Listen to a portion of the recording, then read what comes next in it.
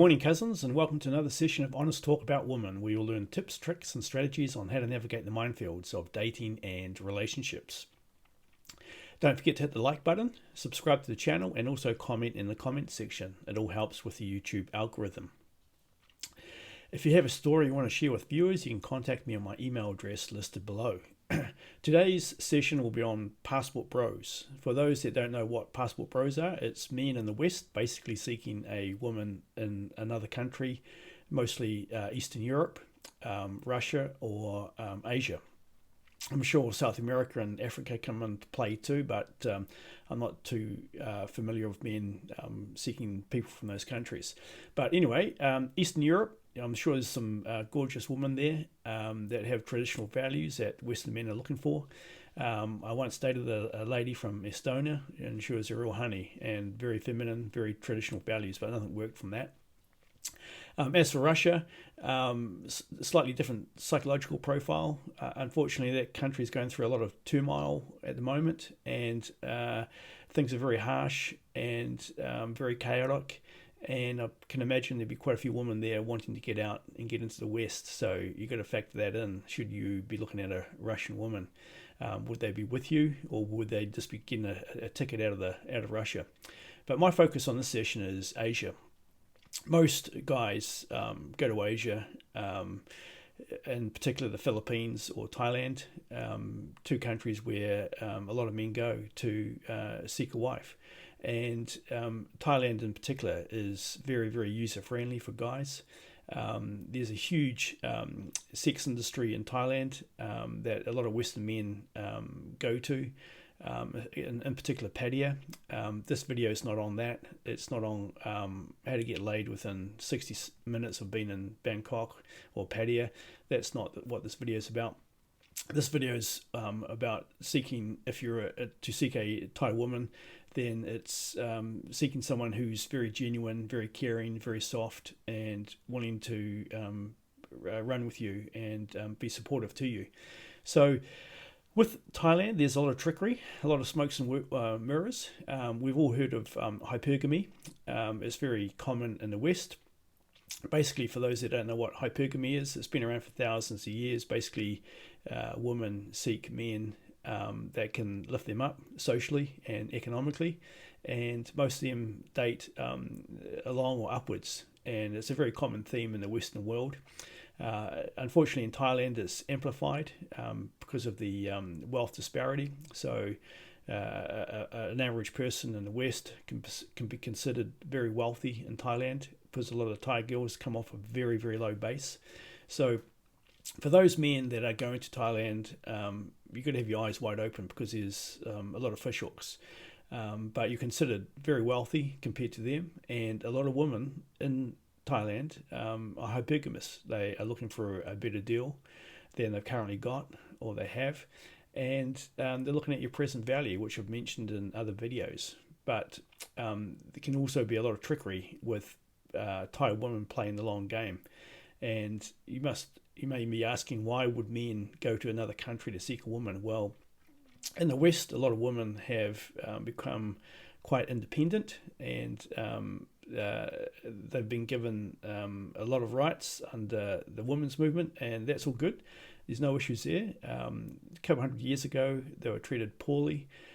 Now there's pretty much equal footing and encouragement for females in the West, but they've become very independent. So you're no longer the focus of their life. They can determine who they want to run with, who they want to choose, and they can become very choosy with what they want. So this leads a lot of guys going to overseas to seek a woman, and Philippines and Thailand are the two countries in Asia that are the most popular. But if you look at Thailand, it can be very tricky too, because a lot of women there play the long game, and they want to ticket out of their situation and to get to the West, and then they may use you as a stepping stone to get better and better over in your local country. So hypergamy is alive and well in Thailand, as it is right around the world, and girls are seeking a guy who can add value to them and pull them up the economic and social ladder. So if you're going to go to Thailand and look for a woman, my advice is to keep away from the touristy areas like Phuket, Koh Samui, Pattaya. Pattaya is just one big sex city.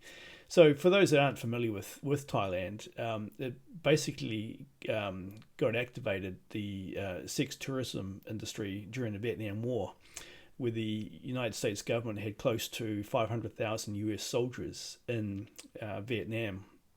And they needed rotation, they needed rest and relaxation, and they were flown into Bangkok for a couple of weeks. And this is where the sex industry in the 60s exploded and took off, because a lot of Americans were just throwing US dollars around like drunken soldiers.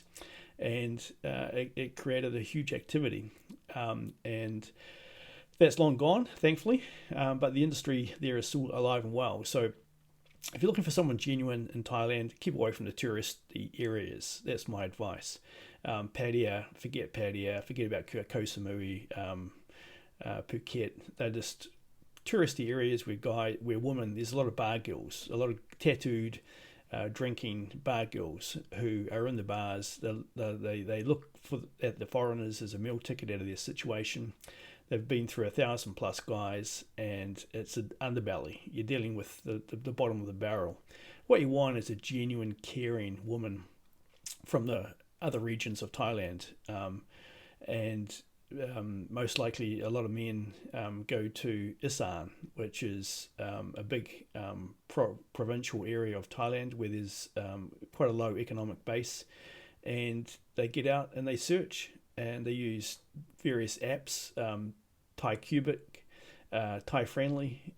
Thai Friendly I wouldn't use because it's mostly bar girls that use that dating website. But Thai Cubic, you meet some very genuine people, women who are not bar girls at all. So my advice is, if you're going to go to Thailand, you're looking for a woman long term, then you would want to find a woman who is college educated. It's not a bar girl, so forget about bar girls. They don't come into the picture. So the ideal woman in Thailand is college educated. She's working, so she can contribute economically. She doesn't have any tattoos. She doesn't have any excessive earrings. Earrings are okay, that's fine, but nose, lips, nipples down below, all that sort of stuff you see in the West, forget it. You don't want that.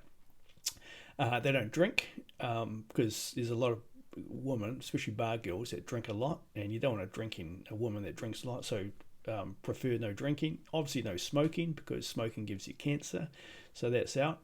No drugs, obviously, and they're family orientated. And they don't sleep with you on the first date. So if they want to get you into bed on the first date, then it's a big no-no, because that can wait.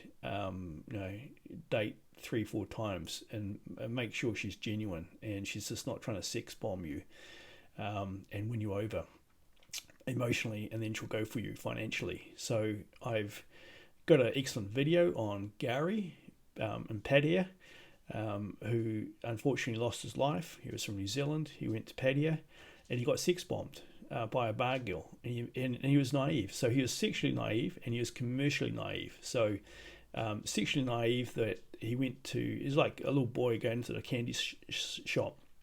He just absolutely got blown away by a bar girl that sex bombed him, and she worked away at him emotionally and mentally, got inside his head, and then decided to go for the slam dunk and go into business with him, and then swindle all his money, hard-earned money of his entire life savings out of him. So it's a great video. Watch that. I recommend it to have your eyes wide open.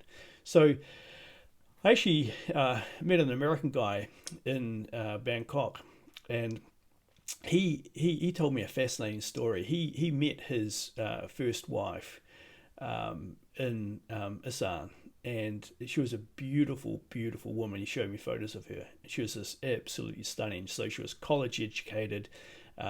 She had no tattoos, no excessive earrings outside her ears, and didn't drink, didn't smoke, no drugs. And she was a school teacher, and caring, considerate, big heart, big warm heart. And he eventually took her back to the United States, and married her.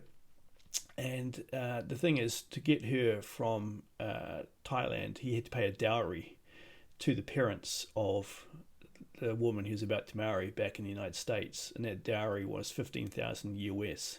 So to me, that's a lot of money, but look at it as a training fee. The father of the woman was a Buddhist monk, and the mother was a English school teacher. You couldn't have a better training than that. Someone who's religious, conservative values, and also can speak fluent English. So in some ways it's a training fee. You're picking a beautiful woman, and she can speak English properly, and she's got conservative values. So he had no problems paying a $15,000 dowry fee. I know it's an old-fashioned term, dowry fee, but he just considered it as a training fee to get what he wanted. And he took her back to the United States. They had the big wedding, and everything was hunky-dory. She just couldn't believe when she met other Thai women in the United States how much they were just interested in the money and not the guy themselves. So she didn't have a lot of contact with a lot of other Thai women in the United States because she thought they had crooked values. But very unfortunate, she actually later on died of breast cancer. So it was very sad, and he had his heart ripped out of him. And that marriage lasted for 5 years. And he was back in Thailand looking for a second wife. And he said it's the closest he's ever come to a soulmate. He was just totally in sync with this woman. And it was a totally devastating story. She was absolutely stunning, attractive, but a very sad ending.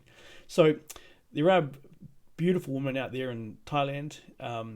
In some ways, the Western woman, there are good women in the West, don't get me wrong. Some beautiful women in the West, in fact. But everyone's eating too much food these days, and there's a lot of oversized women. And guys too, oversized guys. A lot of guys are overeating. And when you go on a lot of Western dating apps, you see a lot of women that are heavily tattooed, heavily pierced.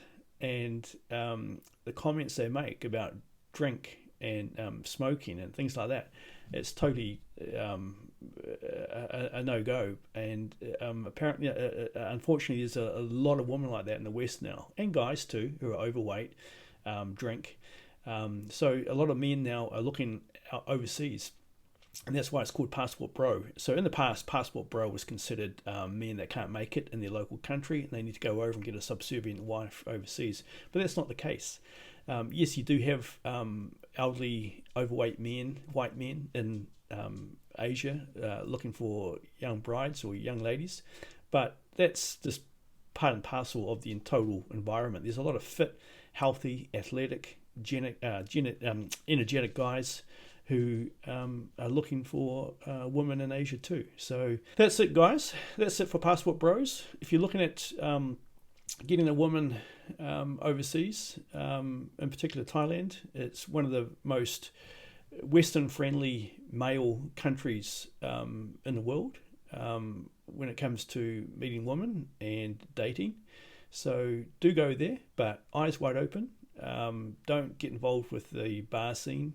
I know a lot of English guys from the UK get absolutely totally smashed in bars in Thailand, and they develop relationships, and how they do that, thinking illogically at the time, was beyond comprehension. But keep off the alcohol, no drugs, look for that woman, and she's out there, and she's beautiful. So that's it for today, guys. Passport Bros, that's it in a nutshell. Until next time, take care. Just a quick word from our sponsor. Plantonin Limited has you covered for supplements. Get New Zealand's finest supplements on Amazon.com, both in the USA and the UK. The links are down below.